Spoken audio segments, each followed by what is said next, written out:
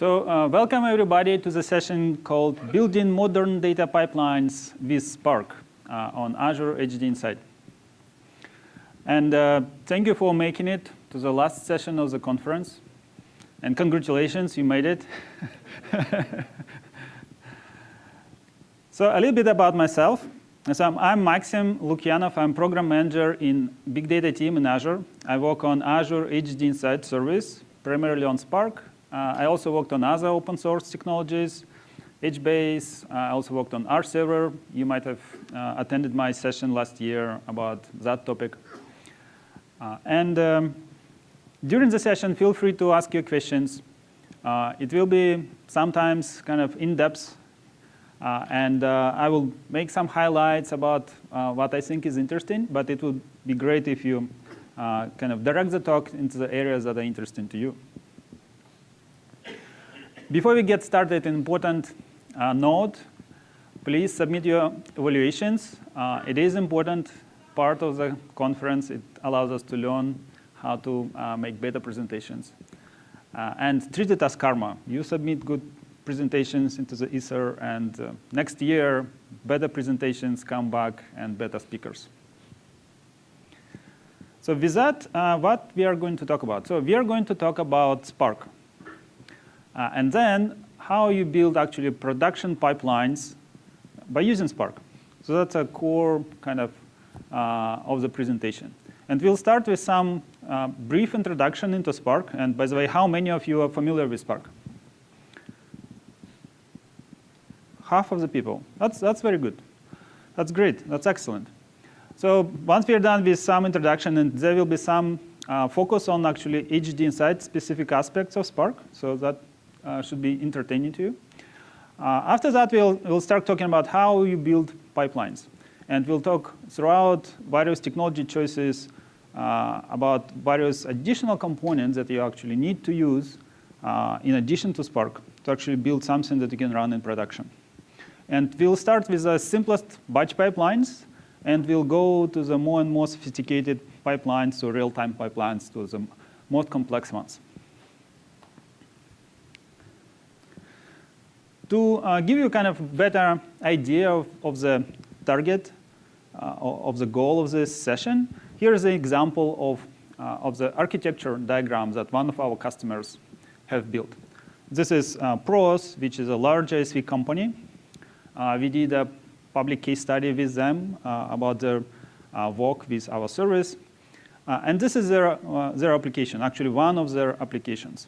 They built a whole platform on top of EdgeInsight to provide this kind of analytical capabilities for a variety of applications that they built. This application is PROS guidance application. It's a price recommendation.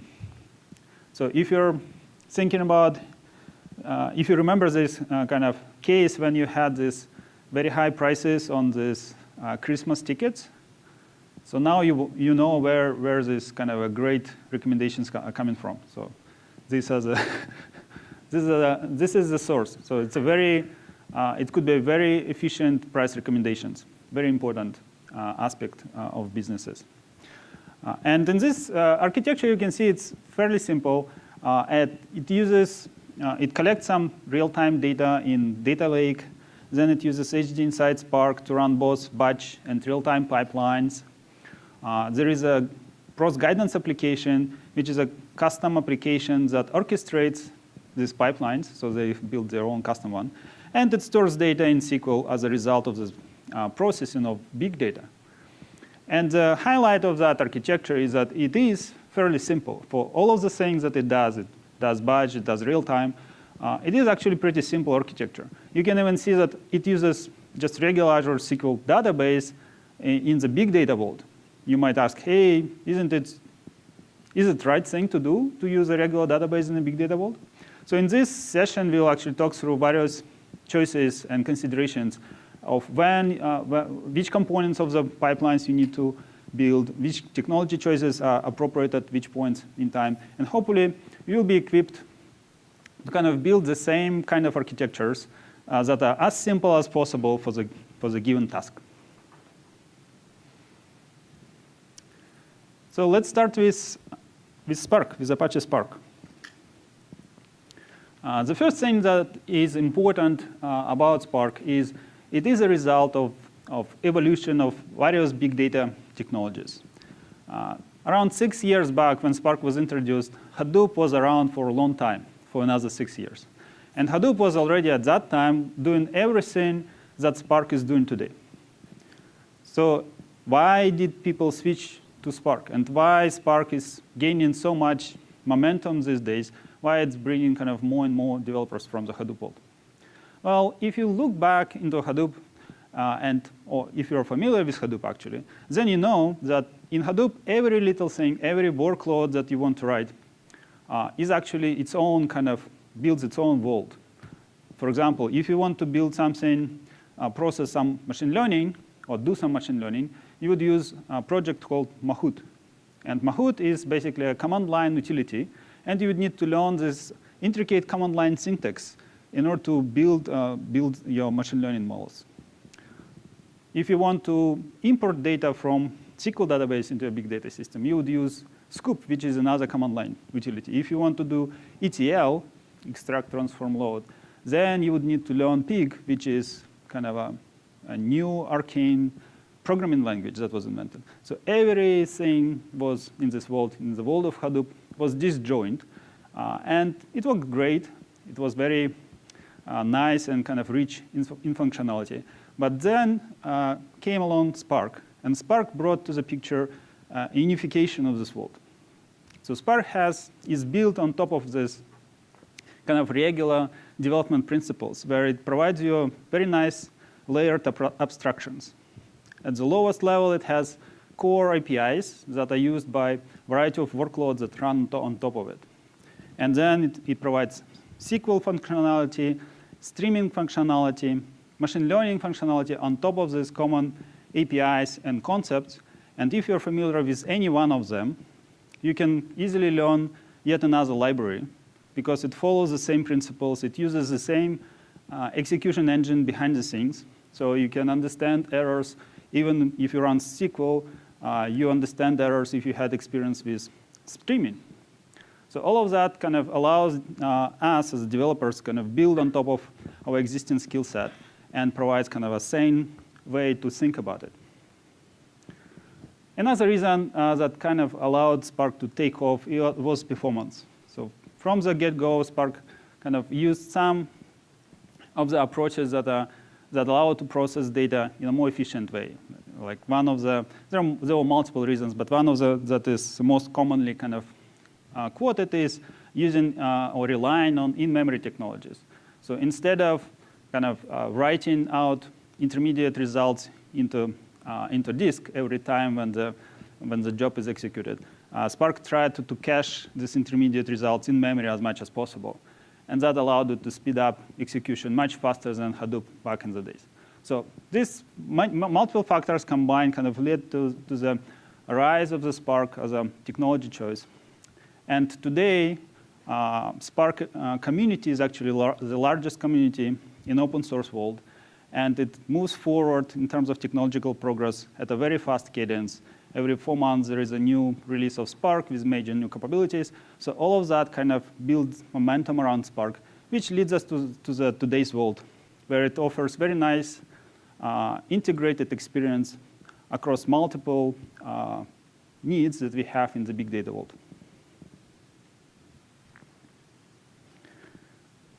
So on HDInsight, so what is this service called Azure HDInsight?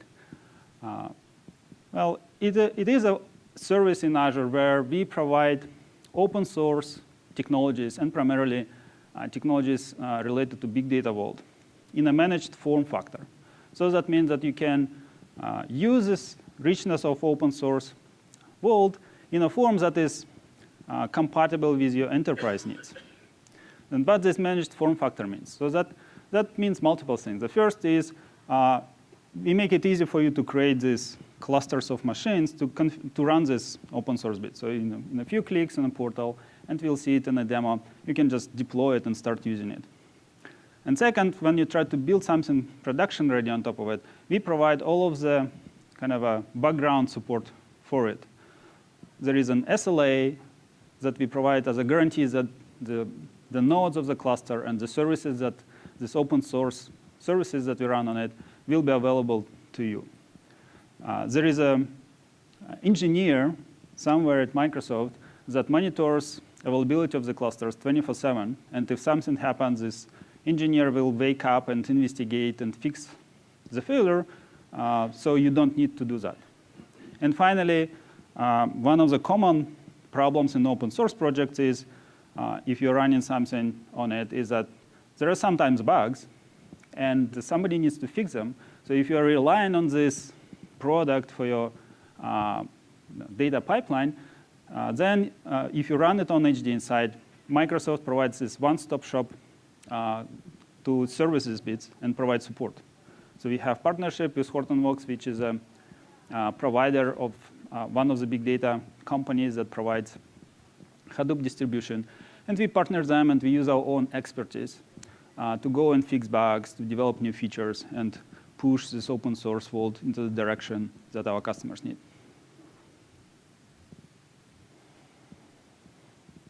In addition to providing this kind of a production-ready open source distribution, we also build some productivity tools on top of it. So we provide a variety of integration points for IDEs, for development tools like Eclipse and IntelliJ, as well as data scientist tools. So in open source world, Jupyter, Zeppelin, and RStudio are popular choices. So we provide integration points for these notebooks and IDEs to integrate them with Spark and with EdgeInsight service. One of the highlights is recently we released an ability to debug your distributed Spark job directly on the cluster from IntelliJ IDE environment. So that's one of the capabilities that is unique to our service, which you won't find anywhere else. It greatly simplifies the job of debugging failures in your big data jobs. Another aspect of EdgeInsight is as a true Azure service, of course, we provide integration points with Azure services around it. So we make it easy to build batch pipelines using Azure Data Factory, which is a built-in service, or let's say it's a native Azure service for creating these batch data pipelines. We provide connectivity for Power BI, so you can run your BI reports from Power BI directly on top of data that you serve in your Spark clusters. And for streaming pipelines, which are real-time pipelines, an important consideration that we kind of taking care of is providing high availability support for all of the services that run on the cluster. So this is important consideration for streaming jobs because they require your cluster to run 24/7. And this is kind of a default configuration of EdgeInsight clusters when you deploy them in Azure Cloud. And of course, there is a connectivity or connectors for Spark that we provide for Kafka, running on HDI or EdgeInsight, Event Hub, Cosmos DB, and other Azure data platform services. Basically, all of the data services in Azure can be connected from EdgeInsight Spark. OK, so any questions so far before we jump into the demo? OK, great. So as an introduction, brief introduction to EdgeInsight, let's start with kind of a starting point. So this is Azure portal, and EdgeInsight is an Azure service, so it's listed here in the list of Azure services. So if you just click on Azure EdgeInsight clusters, you'll see a list of EdgeInsight clusters that you have, just as simple as that. And you can create a new one just by clicking Add button and following this familiar to you, hopefully, wizard that is a standard approach for Azure services. So just to illustrate some of the options or some of the concepts behind the cluster with the Create UI, let's go through this wizard. So in EdgeInsight is a service that provides kind of a, platform for open source bits. So we have a concept of cluster type where you can deploy a variety of open source projects, like Core Hadoop, HBase Storm, or Spark in this case. We also provide kind of managed implementation of Kafka, which is event queuing service, as well as interactive query, which is a new version of Hive oriented towards kind of interactive querying of big data assets. So for Spark, we select cluster type, and then let's type in password. So one of the features of EdgeInsight is with this one-click deployment, you get access to the web portals of open source bits that you're deploying, and to SSH kind of ability into the node. So by default, you need to provide password to access this. So let's fill in these values.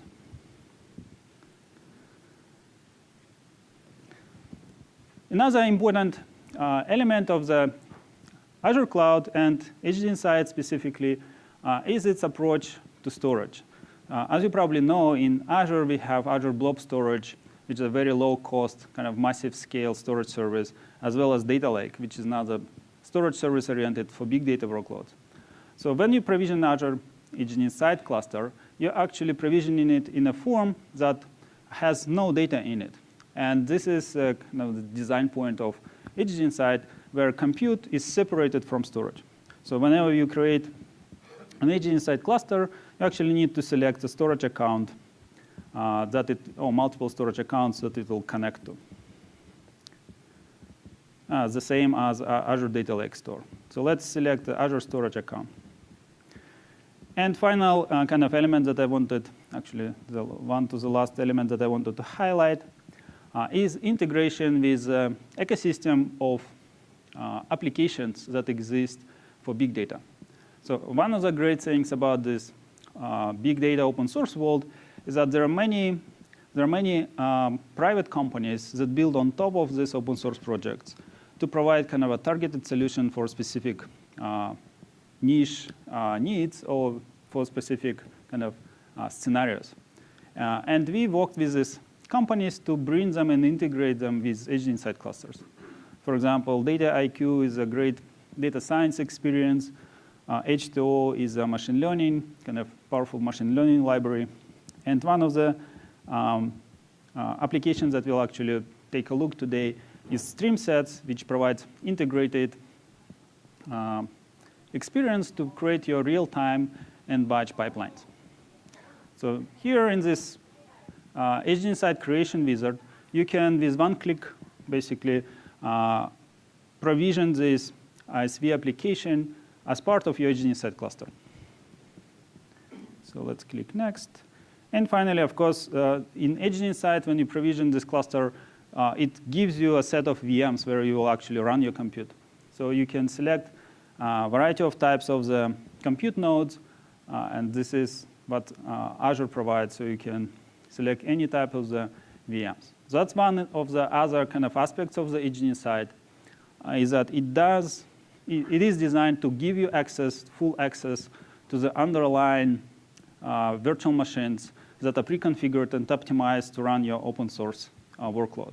And this openness to customization is an important aspect and design principle in EdgeInsight, because in open source world, there is always this kind of requirement to install something else, to install some extra open source component on top of your Spark cluster, or use some value from the open source community and bring it into your cluster. So that requirement is kind of easily accommodated by this open nature of the cluster, where we basically have administrative rights on all of the nodes of the cluster and can customize them in any way you want.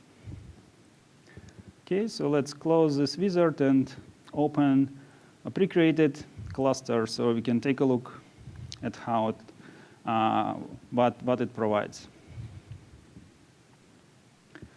So here's a cluster dashboard, cluster blade, and one of the important kind of elements of the provision cluster is its access to the dashboards of various services that are part of the cluster. So they're available in this blade with cluster dashboards. And we won't take a look at all of them. There is a management portal.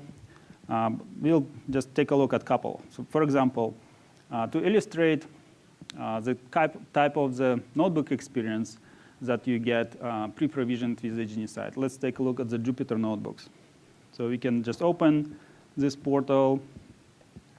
And this is a Jupyter notebook. I can open one of these notebooks from here.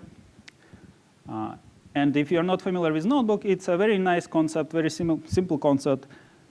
I don't know why it wasn't invented kind of way earlier, but it basically allows you to combine descriptions, kind of rich text and pictures with your code. So here you can see some description. It explains how this Jupyter notebook actually works in EdgeInsight. You can see that we created an extension for Jupyter called Spark Magic, which talks back to the cluster through the job submission service called Livy. So this is all open source stuff, so don't be surprised with these strange names. But there is a job submission service that we run on the cluster, and that we recommend our customers to build their pipelines around as a job submission APIs. And Jupyter is actually using it itself as well. And then it uses this job submission service, submits Spark job to the cluster itself. So this is how this stuff works. And in terms of its capabilities, let's see if it works. Yeah. So it provides you basically with ability to write. In this case, this is a Scala notebook. So it provides you with the ability to write your Spark Scala code, or you can choose Python code in an interactive mode and submit your queries to your Spark cluster. So for every notebook that you run, there is a corresponding Spark application that actually executes the commands that you specify.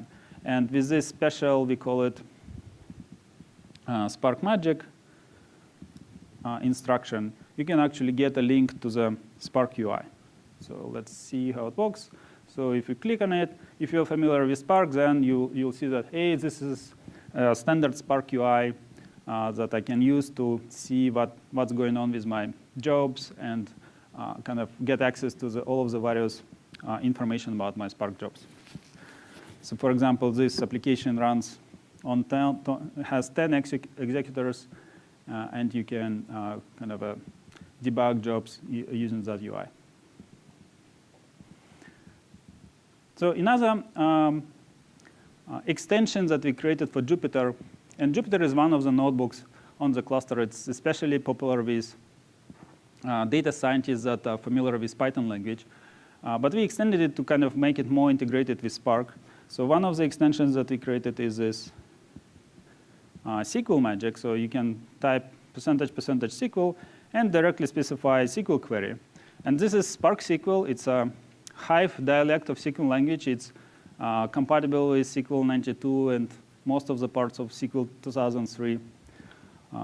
And you can just run this query by pressing Shift-Enter. It will submit it to Spark application behind the scenes. And because it's a small query, it returns results almost immediately. And there is some automatic visualization that you can do using this notebook.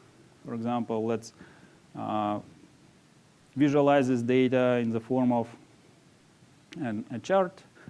Let's switch some fields and see some counts. And this allows you kind of in the interactive mode, understand your data and move through the steps of your data science process, where you first look at the data, then come up with an idea of what model you want to run, and all of this kind of things. Great question. So the question is, where is the data itself stored?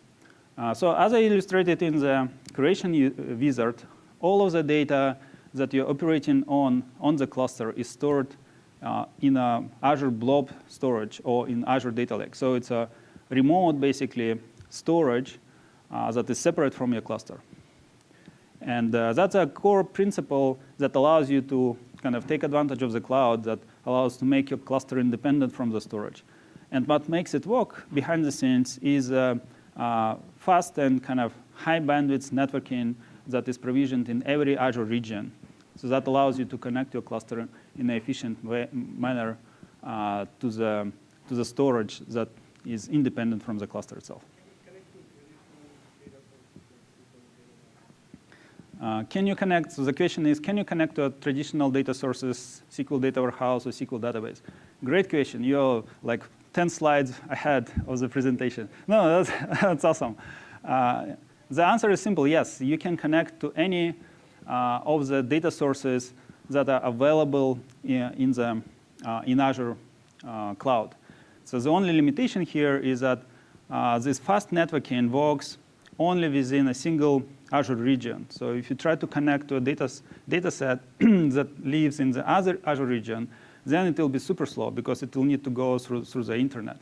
But within the Azure data center, within single Azure region, this is one of the kind of powerful elements of this model, is that basically every data set of any type is as collocated with your cluster as any other. Because Azure networking is created in a mesh fabric that allows it to connect basically to any part of the Azure region with equivalent speed. And that means that if you have Azure SQL database, data warehouse, Cosmos DB, blob storage, so any service that runs in Azure is equivalently kind of equidistant from your cluster, and you can connect to any one of them. The only requirement here is that the service itself that you're connecting to needs to be able to give data back to the cluster with a sufficient high bandwidth, so you can run analytics on top of it. Yep. Yeah, that's great.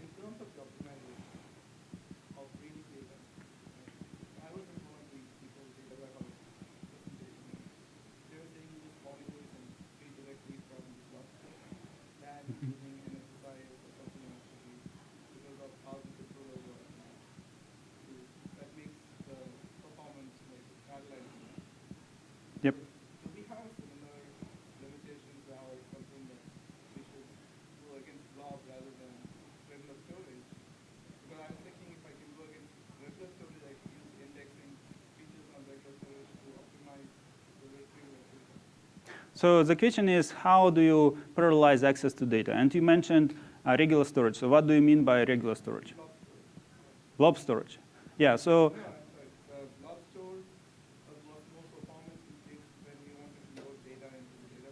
Mm-hmm. Than using an SSI or something to track. From the local storage, you mean? On your machine or on your VM? On the data warehouse. On the data warehouse. Yeah, so the configuration here is parallel by default. Like the cluster that we are talking about, the Spark cluster, it consists of multiple nodes. And if you connect it to Azure Blob Storage, then every node will read its own kind of partition in parallel. And Azure Storage is capable of providing this parallel connectivity for every node. If you're connecting to Azure SQL database, then SQL database would not be able to do that. It would only be able to provide connectivity from a single node. So all of the multiple nodes of your cluster will try to connect to this single node. So that's a kind of a limitation that I was describing. If the data source is capable of providing parallel access to its data, then everything will go very fast. If it's not capable of doing that, then it will be a bottleneck. And Cosmos DB, Azure Blob Storage, Azure Data Lake are the examples of big data services that provide this parallel connectivity. Thank you for a great question. OK, and the last element of the demo. So given that this is a Jupyter notebook, it is kind of an open source element. And there is a great community of data scientists around Jupyter notebooks that create a variety of additional components for it. So one of the components is custom visualizations. So you can just load this Python library with, for example, state map, and visualize your data in the form of a state map, or any other kind of crazy scientific visualization that you want to use. You can use this. You can implement using this library of visualizations from the community. OK, so let's go back. So what else I wanted to show here? So question, yeah? Yeah, I can open it again. So do you want to open the same notebook? Yeah, sure. Yeah? I see. So it's a standard Python way. So this is import. So the library that is used here is Plotly. So it's a standard way of using Plotly library. So you import Plotly, then you get your data from your Spark context. So that's a tricky part. But you can, basically, it's stored in this variable called query. And then you get your data in local Python context.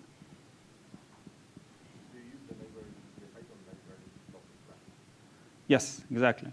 So the graph is rendered by a Python library, in this case, Matplotlib. Plotly.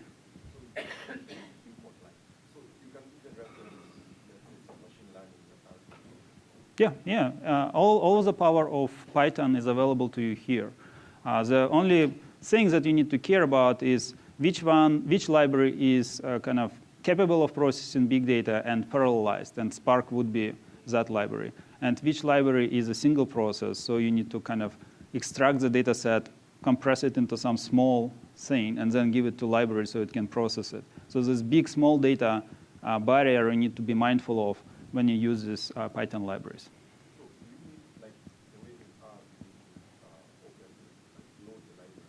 Are you loading the library or are you just referencing the library? So in Python, these are two separate steps. So the Plotly is pre-installed on the cluster, and you can install separately any other library from Python, but that would be a separate step. And here you're just referencing it after it's installed. Yep. Yeah.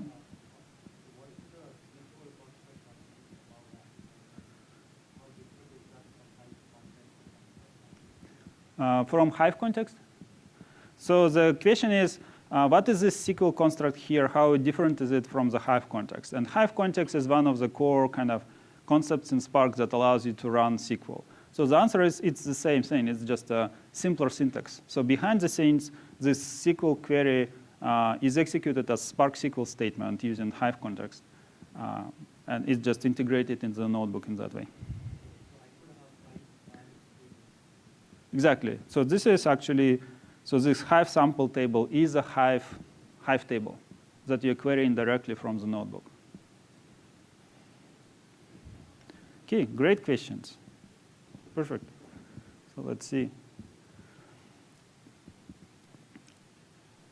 So let's very quickly show some of the other management experiences in the cluster. So just you are familiar with them. So this is a core Yarn resource manager.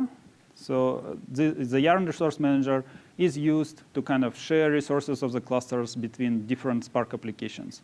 So we can see here Thrift server that provides ODBC access to a cluster running, and remote Spark Magics. This is the Spark application behind our notebook that is also running on the cluster. So we can basically quickly open this native Hadoop UIs and the web portals and kind of do your Hadoop things. OK. So that concludes our demo of the EdgeInsight. Any more questions on EdgeInsight or aspects that you wanted to see? Yes?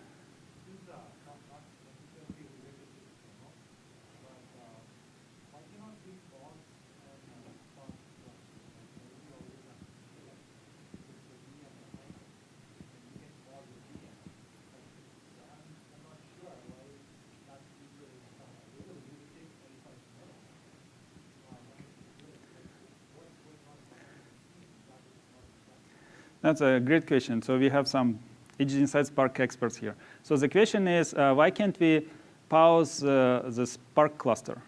So first, the VM pause feature is actually not just pausing the VM. You're still paying for VM. So in that sense, it's kind of not very useful. So if you would pause the Spark cluster in the same manner, it wouldn't give you the benefits that you'd expect.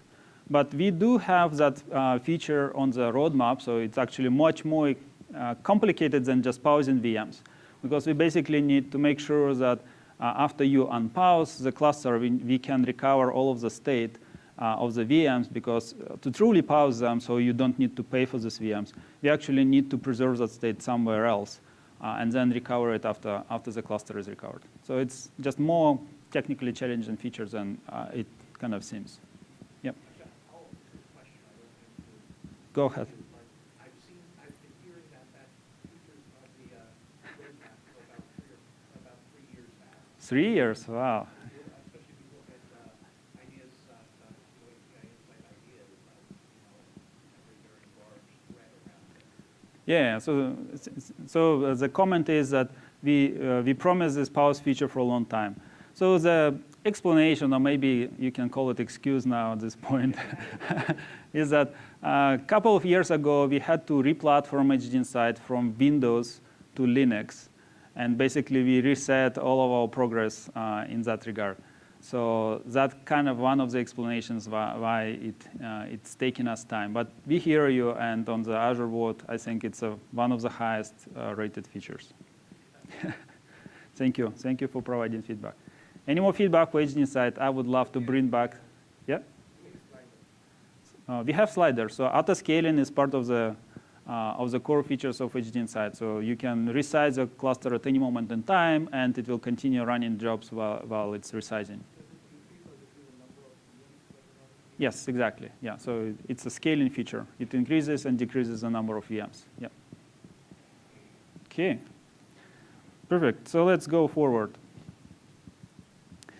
So batch pipeline. So now that we have this hopefully still awesome clusters available to you, how do we build production pipelines around them? So let's start with the most simple ones. So the scenario that we'll look at is ETL that should be familiar to you. We are basically taking some raw data in an unstructured form, probably running some imperative code to extract some data from it, joining it with some reference data sets, shaping it, cleaning it up into some nice rectangles, and then we'll put them into data warehouse or directly run through a mail job and produce some analytics on top of it. So that's a scenario, a very kind of a fundamental scenario. And there is a couple of considerations that arise just from that scenario. So first, in practice, we never see kind of jobs that are running alone. So they're always forming some kind of dependency graphs. And that means that whatever orchestration frameworks we are going to use, it needs to understand these job dependencies between them and being able to process these dependencies in an efficient manner. And second consideration is, thank you to a question we already covered, is a variety of data sources that you can connect your cluster to. And given that the cluster is stateless and sits in the cloud and kind of can connect to any data source with equivalent speed, that really becomes important that it can connect actually to a variety of data sources, SQL databases, NoSQL databases, storages of various types, or real-time even sources. So with those considerations, let's revisit our statement that, hey, Spark is a better Hadoop. And the Spark is a way to kind of start building your pipelines. It's a good bet for that. So in an open source world, in the world of batch processing, and specifically in the ETL, there are really just 3 technology choices to do that: Spark, Pig, and Hive. And from the table, you can see that, hey, the Spark here is a clear winner. But just to highlight a couple of things, and feel free to ask your questions as well. So Spark first wins by its kind of by its design that is designed really fits very nicely with the ETL pattern. So if you're familiar with SQL, and I assume that you are, who is familiar with SQL? If you're not, what are you doing on the past summit? Then with SQL, you probably know you can do ETL, but it's not very amenable to like run some imperative code. Like if you want to parse some unstructured data as part of your SQL query, at least it's painful. You need to like define UDF and do things like that. And if you're talking about the world of Hive specifically, then if you're talking about kind of a sequential set of transformations, of sequence of transformations, then there is another kind of problem that arises is that how do you pass the results of one transformation to another? In Hive, you usually create it as a temporary table. And that kind of persists this data set and kind of takes additional time to do that. In Spark, you don't need to do that. You just connect next transformation to the previous one, and there is no intermediate temporary kind of result set that is generated. So that's one of the original reasons why Spark was faster. So that kind of makes Spark more amenable for the ETL job. And Pig, that is another contender here, is this kind of a special language that was designed for that specific task. And it actually does the ETL really well. But apparently, there are not many people that want to learn yet another language.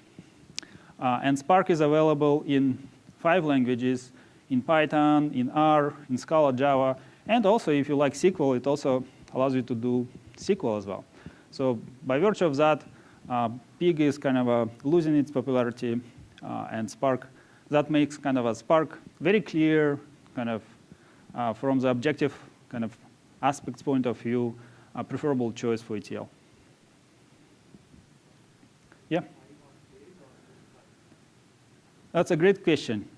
So the question is it Hive on Tess or just Hive? So when I was describing this temporary stuff problems, that applies to regular Hive. And you're right, Hive on Tess actually took some of the features from Spark approach and eliminated many of the intermediate state problems and actually speed up execution that way. Yeah. Great comment, thank you. So incremental data processing. So that was kind of the simplest pattern. And in the simplest pattern, we just grab all of the data, process it, and produce result. But in big data, we are talking about terabytes and maybe even petabytes of data. So processing this whole thing over and over again is expensive. And if our data has some time dimension and arrives with time, the very natural idea, and we see this pattern across customers all over the place, is to not reprocess the whole thing, just process this small set of data that just arrived, this new set of data. And then you're looking at this pattern where you process this latest snippet of the data, and you append it as a partition into a Hive or Spark table. And Hive and Spark kind of natively support this notion of partitions to make this possible to append data to the tables. While in general, these Hive and Spark tables are immutable, so you cannot change them. You can only append these partitions to them. But this append functionality was implemented specifically for this pattern, and that's how you kind of accomplish that very kind of a simple idea of, hey, let's not process the whole data. But it creates additional requirement for our orchestration framework. Because what happens if one of these jobs that was processing one of the slices failed? Then, when the failure was corrected, our orchestration engine needs to be smart enough to go back and reprocess the slices of the data that were not correctly processed and were not moved into our data warehouse. So this brings a notion of the data lineage. So our orchestration engine needs to be aware of these time dependencies of different slices from right side to the left side, and needs to be able to kind of go back and reprocess data as necessary, and hopefully in an optimal way. And in terms of storage options, again, there is a variety of data warehousing technologies that you can use for that purpose. And to complete our batch pipeline journey, here is a final pattern that is the most important for the cloud. It's the last one, but it's the most important one. And when we work with our customers, most of them who kind of achieved production state actually implemented that pattern. And this pattern speaks back to the core idea of the cloud, or core promise of the cloud, compute on demand. Basically, big data requires lots of compute to process, and cloud offers this compute on demand. So just combine these two ideas, and you see that the most cost-efficient way to do big data is actually to do big data in the cloud and only use compute when you actually need it, and store the data afterwards in this very low-cost blob storage or data lake store. So that kind of pattern is critical for the cost efficiency of the cloud. It also gives you another advantage, is that when you actually want to run your big data job, you can ask for a lot of compute. So you can process it as fast as you can. So you compress the time it takes to actually process big data, and you can do your development faster and kind of become more productive. But yeah. That's correct. So if I'm installing custom VMs on the VMs on my phone, what happens when I drop it? So the question is, what happens when I drop the cluster if I installed custom libraries or DLLs on the cluster? So they disappear. That's right. But when you recreate your cluster, you need to provide this instruction of installing these additional components on the cluster as part of its manifest. And we have in EdgeInsight, we have this customization capability called script action. So basically, as part of your cluster creation, it can be PowerShell, ARM template, or any automated way to create a cluster. You need to specify this additional parameter which says, hey, go execute this script on all of the nodes as part of the cluster creation. The question is, can I use my own VHD or something? No, that is not supported. But you can, you can install anything on the nodes. Yeah. Okay. So that kind of summarizes our requirements for our data pipelining tools. And now let's take a look at a few of them. So in terms of spectrum of the data pipelining tools, it's really quite broad. And there are 3 categories. The first category is a first-class service in Azure called Azure Data Factory that is designed for that purpose. Then there is open source projects, and there are many of them. I selected the most popular 3. Oh, maybe not all of the most popular ones, but the most popular among our customers. So Airflow, Uzi, and Azkaban. And again, going back to our ecosystem of independent software vendors, there are a variety of first-class kind of a premium experience type of solutions for creating data pipelines. So across the open source ones, we'll take a look at the Airflow because it's the most customizable one. You can think about it as a build your own orchestration engine kind of toolbox. Uzi is one of the most older projects, and it's losing popularity because it's based on XML. It's kind of a little bit outdated. Azkaban is another popular choice. It offers very nice UI to create your pipelines, but as a consequence, it's kind of harder to customize. So that's why for the kind of a customization option, we chose Airflow. And later in the session, we'll also take a look at StreamSets as one of the examples of these premium offerings from the ISVs. And we'll take a look later because it also supports RealTime Pipelines. So after RealTime section, we'll take a look at that one. OK, so let's take a look. So the first demo would be of Azure Data Factory.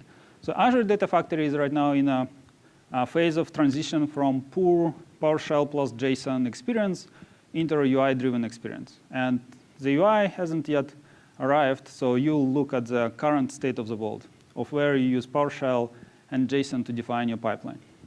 So this is a resource group where I have a storage account that has my scripts that I'm going to run on schedule to kind of do the processing. So let's take a look how it looks like. So this is a PowerShell script that I can use to create pipeline and run it. And you can see here, I define the name of the pipeline, some PowerShell stuff. Then here I create a data factory. So that's a unit that will kind of monitor and orchestrate my pipelines. Second, I actually create the pipeline, and it consists of 3 stages. First, I define my storage account, and I use JSON file to specify details of the storage account. Then I define parameters of my on-demand Spark cluster. And again, I use another JSON file to specify that. And finally, I create the pipeline. So here's an example of how JSON file that defines my cluster looks like. So just a JSON document, I specify that it's on-demand cluster. I specify its type, variety of other parameters, version, operating system, all of that stuff. And here's how the pipeline looks like. It's another JSON file. It points to some Python files that I have in my storage account that I just showed you.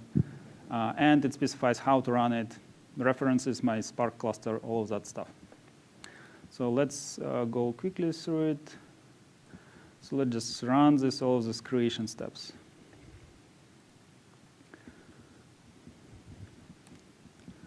So all of these kind of steps are basically metadata operations. They just create definitions in the Azure Data Factory. So even the Data Factory itself, it's just an entry in the service. So it takes very little time to actually create it. So we are done already.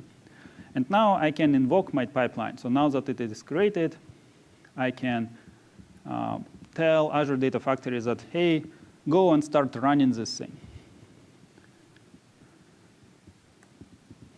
So I launch it, and Azure Data Factory will basically record. So now my data pipeline is in progress.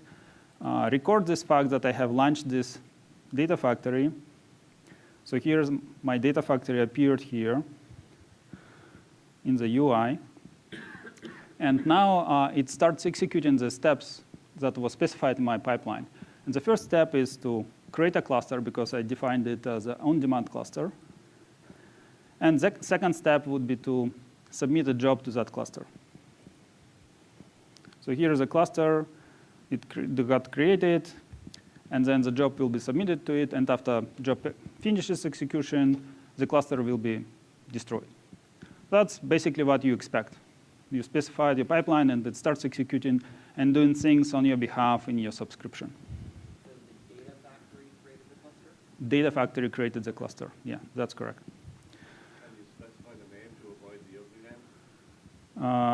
Well, you mean this GUID in the end?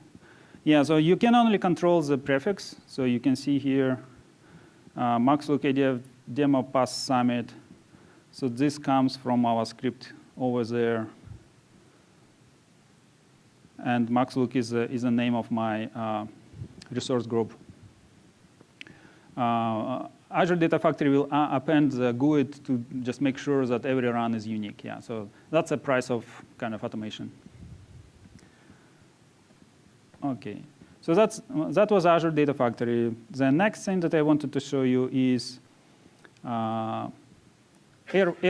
So Airflow right now, you can install it as this customization mechanism, as I mentioned, using script action on existing EdgeInsight cluster or outside of it.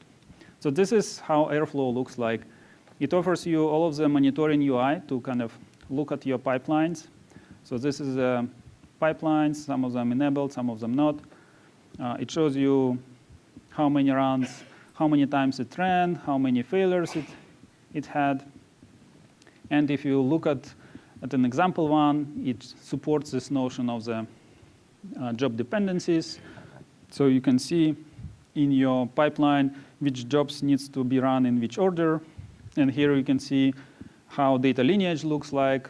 So how many times the job ran and which jobs particular failed. So this red button is failed or succeeded. So you can see all of those things. And it gives you many other views of the same thing. Like, for example, it can show you a Gantt chart of how different jobs were executed along the time. The most interesting thing about Airflow is that it treats your data pipelines as code. That's a kind of a almost philosophical thing about this tool, is that they say, hey, instead of using this UI and things that are not repeatable, why don't we just define our pipelines as a Python code and keep it in source repository, and then we'll just control them using our standard version control mechanisms, and that's how we'll make them kind of productionalized.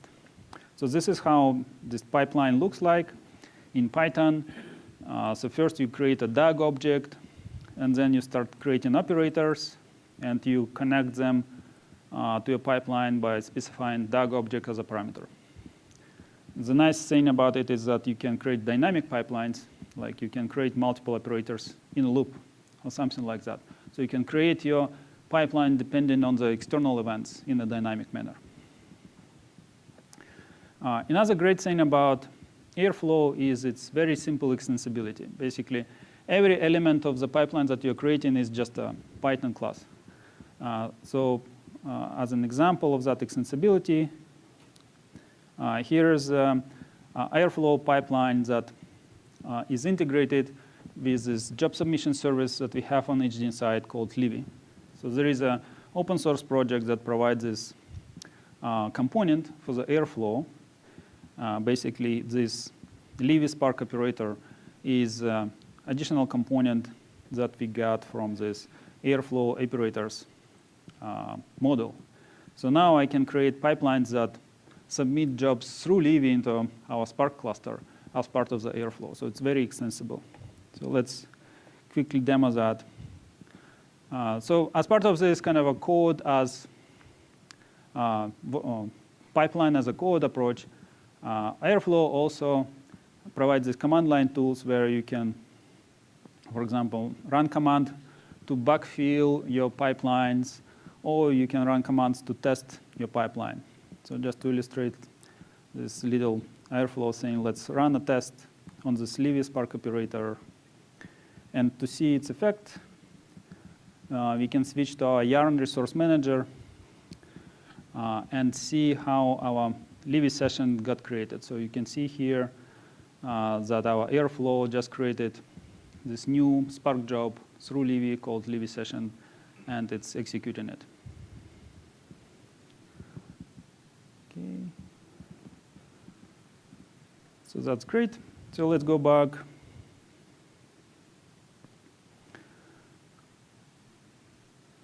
So that's a demo of ADF and Airflow. And this is a slide that kind of summarizes various choices that we have for data pipelining tools. So our first choice is Azure Data Factory, but it doesn't have UI so far, and it is limited in its extensibility options. So if that doesn't fit your needs, then you can choose either Airflow or one of the other open source technologies, or you can go opt in for the premium option StreamSets and choose one of those. The real choice between Airflow and StreamSets is really kind of whether you want kind of a drag and drop experience and real-time support, or you prefer kind of a data pipeline as a code approach. Okay, so real-time pipelines. And we are running a little bit late. So let's focus on the most important bits.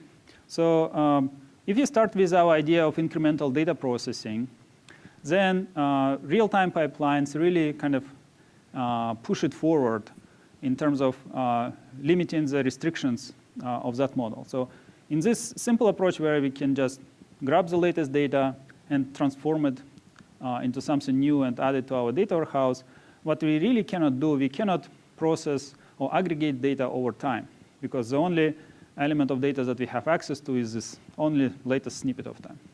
So with real-time pipelines, that's a principal kind of limitation that is being removed. All of the real-time engines basically make sure that they understand the queries that you're running in the real-time manner and transfer the state from one incremental execution to another.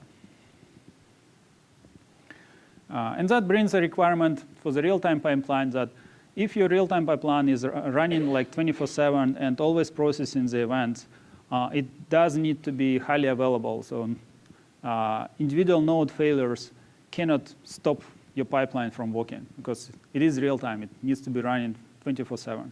That's why these high availability features that EdgeInsight provides are critical for the real-time pipeline. Okay.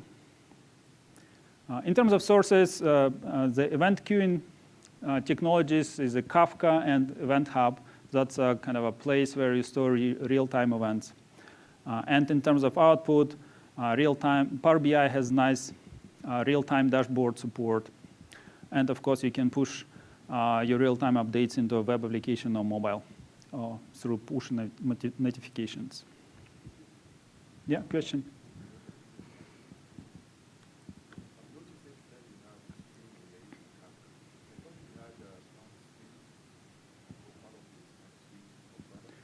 Yeah, that's a great question. So Kafka and streaming. So they're actually used together. So here inside of EdgeInsight Spark cluster, we actually run in Spark streaming job. But in order to get data, it gets it from Kafka. So Kafka is a queue. Yeah, it's a queue which contains the data. And as the streaming processing proceeds, it retrieves the data from this queue. OK? So this is another take on this question of, hey, if Spark is really a good option for streaming processing, you can see from this kind of table that, yes, it does look like a good option. The key element here that is kind of puts it in question is latency. Historically, Spark used a mini batch approach where it groups data together to achieve high throughput of processing. And this is what kind of makes latency of the processing for the individual event kind of higher. But recently, there was kind of a new feature in Spark. It's in beta state that actually allows you to switch Spark structured streaming into per event processing mode, which basically drops this latency into a very low number. So as the time progresses and Spark kind of moves through the technological advances, all of these problems get eliminated. Sorry, on that, Yep. Kafka supports more than only one mode. Is that a limitation of Spark? So great question. So Kafka supports only at least once mode. So for Spark, it's not a limitation. So Kafka provides all of the kind of replay mechanisms that Spark needs in order to execute exactly once semantics. So Spark can. Yes, so Spark, specifically Spark structured streaming, supports exactly once semantics of event processing. So now we arrived at the most common pattern that we see in production, where Spark streaming process, or Spark streaming processing is combined with Kafka and with some serving layer. And this pattern is very common in the IoT space. Imagine kind of a data pipeline, streaming a real-time data pipeline, where you're processing manufacturing equipment or events from manufacturing equipment. And you're trying to predict which piece of equipment needs maintenance. Well, after you detected it, you need to store this fact somewhere. So later on, a manager or some employee can query which pieces of equipment actually needs maintenance. So this kind of a collection of the state or collection of the result of the streaming job processing is a very common pattern. And you use usually some form of the NoSQL technology to store that. So this is the choices for the NoSQL. And if you look at the summary of this technology choices, this is basically a world of NoSQL technologies. Inside Azure, Cosmos DB is a fairly good choice. But if you're preferring kind of an open source technology, HBase is a good alternative. And if you're just focusing on the first 4 rows here, then if you eliminate the aspect of scale, so if your output data of your big data processing pipeline, if your output is actually not big data, if it's a small data, then your traditional SQL database is a perfect low latency database that can fit the bill. And if you're proficient with it, then it would probably be the most productive way to build your pipeline. So that's why it's never the question of like, what is kind of an ultimate tool it's always a question of what is the right tool for a specific task. And if you kind of understand these dimensions and patterns and needs, you can always make the simplest kind of architecture, or you can always design the simplest architecture, and it would translate into much shorter development timelines and much more reliable results.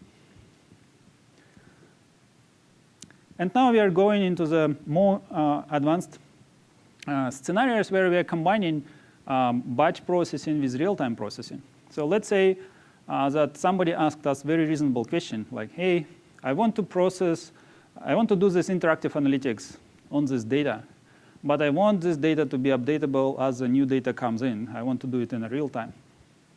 That's a very kind of a reasonable question. Unfortunately, Hive and Spark as a batch-oriented systems were not really designed for that task, because as I mentioned, their Hive and Spark tables are really immutable. So this is a very common pattern that is used to kind of work around that limitation. And why it's used is because, again, it's simple. It doesn't require any kind of complicated storage technologies. It just relies on the blob storage, which is basically a form of the file store, to implement this real-time pattern. So here we are combining real-time processing to kind of accumulate initial stream of the data with the batch processing, which then grabs these snippets of the data and in a batch mode appends them, again, as a partitions into a data warehouse, or sends it directly into the data warehouse if it cannot read directly from the blob storage. So that allows you to achieve this kind of a semi-real-time access to data, where your latency of the access to the data would be bound by the time or the frequency with which your batch job runs. So yeah, we have, again, another table for data warehousing technology choices, and that is a really deep topic. As a highlight here, what we can say is that Azure SQL Azure SQL Data Warehouse is a great choice. It's a kind of a fully managed service in Azure. It has some limitations in terms of maximum scale, and that frequently kind of makes people concerned. So if that is not working, then one of the next 3 columns is fairly equivalent in terms of performance. Even the Hive in a kind of a new version called LLAP, and here it's called interactive query. So even Hive recently kind of improved its performance, copied some of the things from Spark and from other engines, and now is competitive in terms of performance. So really, it comes down to very specific needs and features here, like security of what technology you're actually using. And security is becoming more and more common ask from our customers, because as they start using big data in the more production settings, they start to be more concerned about granular access to different data sets. And security is not available in all of the execution engines, as you can see. And we have a question. So coming to Azure here for the next year, how does that rate sort of rank? Can you repeat what is coming to Azure? So Snowflake. Snowflake. Working on something in Azure. How does that rank compared to the rest of the Well, that's a great question. When it comes, I will add it to the table. I'm not even sure how to comment if it's coming or not. So let's wait until it arrives. But I would actually put it in the last column. So at scale is another product which is similar to Snowflake in its capabilities. So that's one of the examples of this ISV ecosystem, where there is actually not only at scale, there is 5 other data warehousing technologies that are available that kind of try to process or provide the most fast access to your data. Okay. Sorry. Can we take questions in 5 minutes? Let me finish through the slide. And the last pattern, which we actually don't need to spend much time on, because we already have covered all of the components involved. But this Lambda architecture is something that you probably hear, or you may hear quite frequently mentioned. And it was invented back when NoSQL kind of was invented. And it refers to this core idea of, hey, why don't we use a power of updatability of the NoSQL as a place where we can merge two insights: the results of the real-time processing, and so-called fast data, and results of the batch processing, which may involve some advanced analytics and provide kind of a long-term horizon kind of insight. And then we merge these two insights together in the NoSQL database. And maybe we also send it to our preferred data warehouse of choice. And then serve this combined kind of data to our customers. So that is a very generic idea of Lambda architecture that kind of combines both real-time technologies and batch technologies together. OK, and stream sets. So do we have time for stream sets demo? Yeah? OK. So then stream sets demo it is. Where is our stream sets? Here. So stream sets, if you remember in the initial demo, there was a button to provision stream set as part of the cluster. So this is what you get as a result. So stream set provides a web application that runs on your cluster and is able to kind of launch Spark jobs on the cluster on your behalf. The idea behind stream sets is this integrated visual way of defining your pipeline. So this pipeline processes real-time events from Twitter. So with this module, we can simply say, hey, go to Twitter and read some stream of events. Then with the next module, we say, hey, split the events. If the event is a delete event, then send it by route number 1 and drop it. All other events sent to the next box, and this next box will just parse the JSON payload and convert it into fields. Once this is done, then we will drop some of the columns, which we don't need, and we write it down into a file system. And because all of our kind of Azure file systems or access to Azure Blob Storage is integrated with Hadoop, it manifests itself as a Hadoop file system. And here you can see, so we can use this Hadoop file system module to write data into a Blob Storage account using this file system scheme that EdgeInsight provides. So this is basically the real-time pipeline defined in the form of these boxes. And if we launch it, it starts showing us the progress of this pipeline, various events. We can click on various nodes and see how these nodes are being processed. So that's very kind of a nice integrated experience, very rich. It can also, so just to illustrate how you can,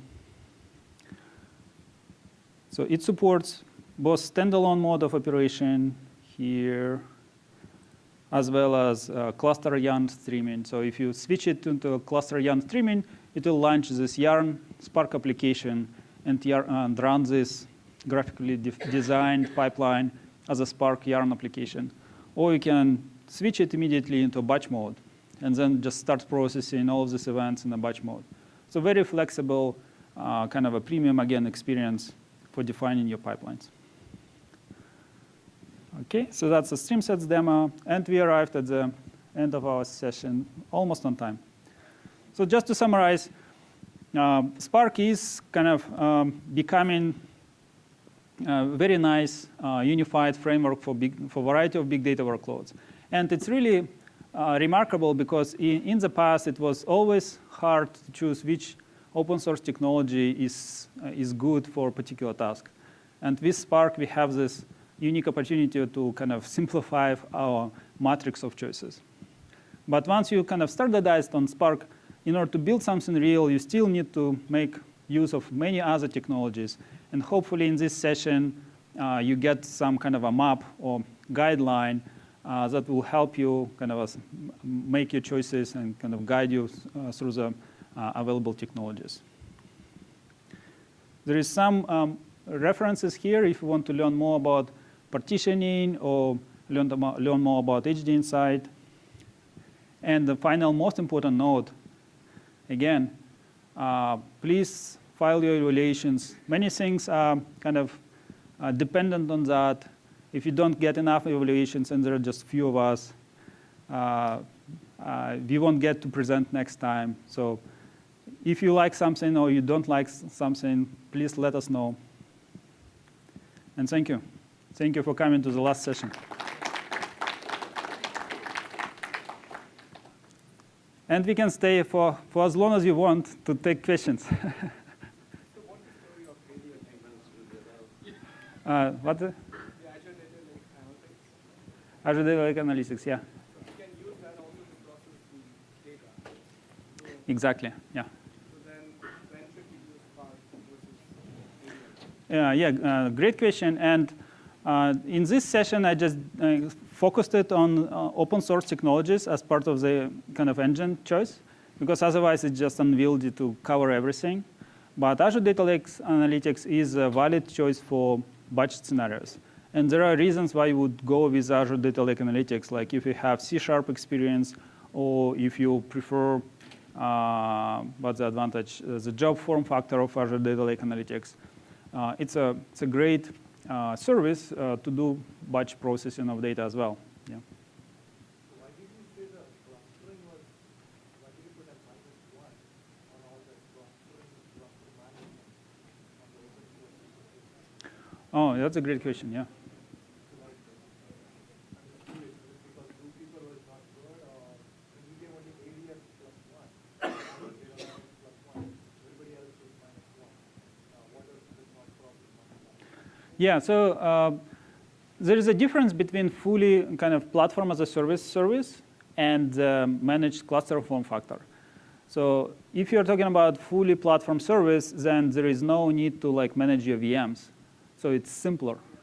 If you're provisioning a cluster, it is pre-configured and it is optimized to run your workload, but you still have this cluster. You still need to manage its lifetime. So it's more management overhead. So that's kind of this granular steps in terms of simplicity of experience.